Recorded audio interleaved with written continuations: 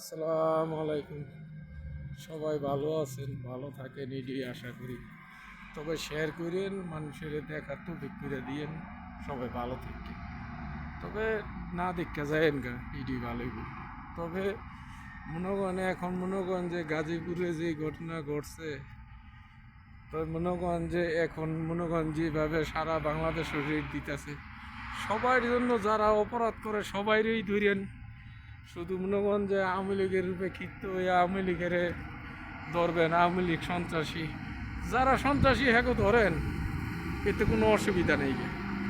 তবে মনে করেন ভালো মানুষের আওয়ামী লীগের সাধারণ কর্মীকে অত্যাচার করবেন, এটা আমার কাছে ভালো লাগে না। তাহলে মনে করেন যে আমি এখন দেখিনি যারা ধরছে এরা কতদিন অপরাধী কি, দুজন না কয়জন ধরা খাইছে।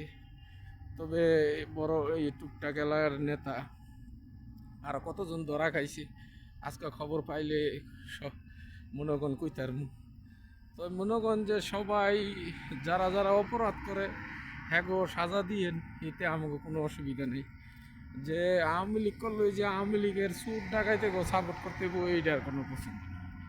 তারা যদি অপরাধ না করতো তাহলে সব দেশ ছেড়ে গেল কি লেগে? হ্যাঁ, তাহলে মনে করেন নিশ্চয়ই অপরাধ করছে, এই জন্য দেশ ছেড়ে গেছে। সুর ডাকাইতে গোলাগা তো আর আওয়ামী লীগ তৈরি হয় নাকি?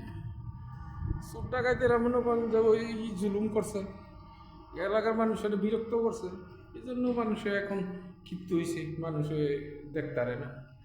তো মনে করেন যে এখন মনে করেন বাংলাদেশের সব সাধারণ সুস্থ সবই চিবার থাকবে। এখন যারা সাধারণ কর্ম করে খায় হেরা তো রোড গাড়ে বাইরে করে, তাহলে বিপদ সে হ্যাঁ গো। এখন মনে করেন যে ছাত্ররা মনে করেন কইতাছে যে যারা আওয়ামী লীগ নির্মূল করবো, তাহলে আওয়ামী লীগ নির্মূল করবো ভালো কথা।